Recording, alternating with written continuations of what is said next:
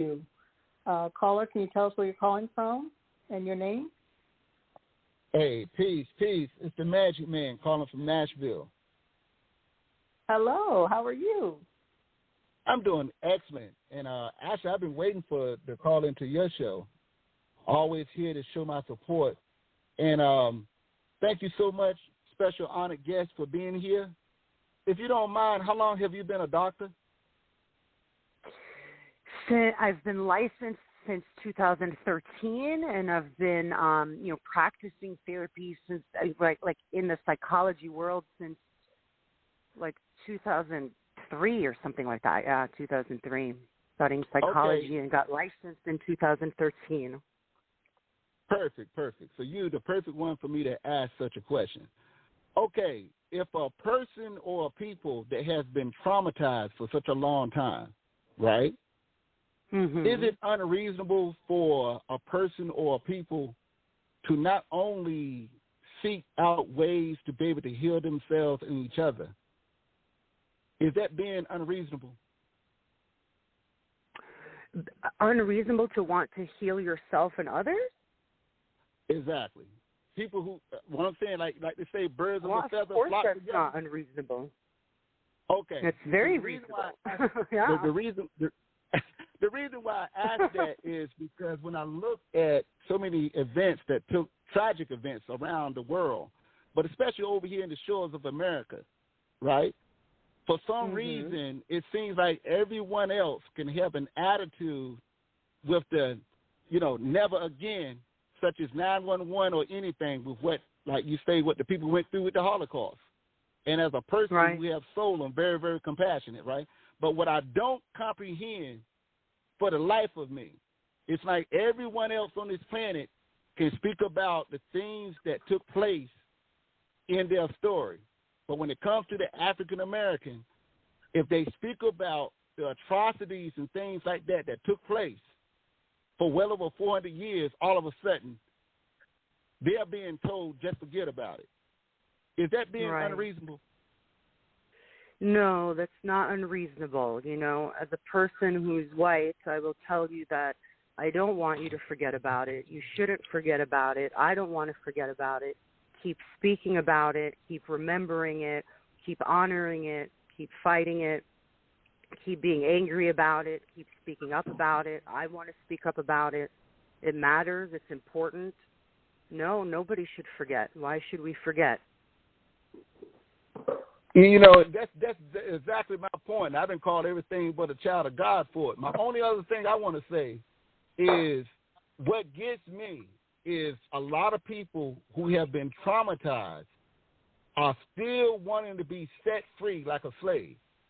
You get what I'm saying? And very few people that I have come across as a traveling man have been able to receive the knowledge and be able to be willing, able, and ready to do whatever they need to do so they'll be able to break that sense of dependency. And, and I think and know for a fact that you'll be one of the best ones equipped to say this to people, that you have to, one way or another, have to become responsible for your own actions. Yeah, it's a lot that has happened that we can be angry about, but until we take a stand, those who have been traumatized, until we do our part, then healing would never, ever finally take place. Well, I think we have to. We always have to distinguish between behaviors and internal experiences, right? So, like, oppression is a behavior that needs to stop, but our internal oppression, the way we limit ourselves,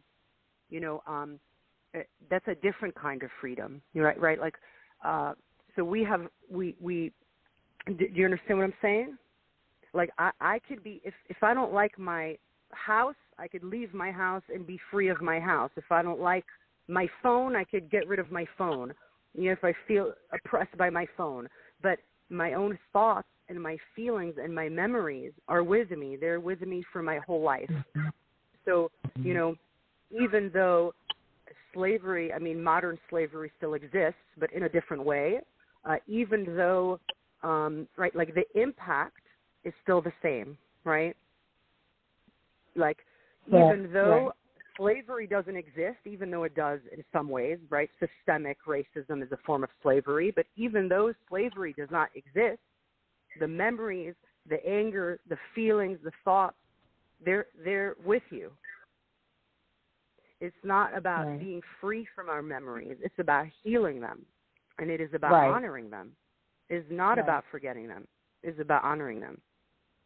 Exactly. I totally agree. The last thing I want to say is very few people I have come across, they have been traumatized. They still need to be free. Matter of fact, say this. You and I can say the exact same thing, but you'll be more believable by virtue of the fact that you're born the way that you were born and I'm born the way that I'm born. And for some reason, your opinion or facts or whatever that you present, we could be saying the exact same thing. But the ones that have been traumatized will be able to be or receive a sense of freedom more from you than me. And that's what I'm saying. That's the minor difference is until those same people, it's okay. I can respect your opinion for you being who and what you are, right? But what I'm saying is I don't need you. Can I make sure I'm understanding you correctly? You're saying that a person who has, do you mean a person who has trauma, or do you mean a person who's African American? African Americans in particular that has been traumatized for well over 400 years. You and I can say the exact same thing, right? And you're saying that what I say would be more impactful because I'm white? You will be much more believable to these people by virtue of the fact that you're the fact that you're born the way that you're born, and I'm born the way that I'm born. And this is what I'm talking about. That you still got a lot of people. This is what 2022, and you still got 85 to 95% of the people who still want to be free based on they don't want to take the responsibility for themselves. But they still want to be free. Like if you was to come out and say, okay, y'all are free. You don't have to just depend on, people who look like me to free y'all. Right. Okay? And it's sad, but I just wanted to, to present this to you is because by virtue of the fact that you're a doctor. Can you comprehend what I'm saying to you? I comprehend completely what you're saying. I think there's a truth to what you're saying, right? Like, on one level, there's real freedom that you want. You want police not to stop you and put you in jail for no reason, and that's real freedom. Then there's another piece, which is not needing validation from white people or not making my validation more important than yours. And it's sad. It's sad that there's truth to that. I wish that there wasn't. I wish freedom for all of you. I wish freedom for everyone.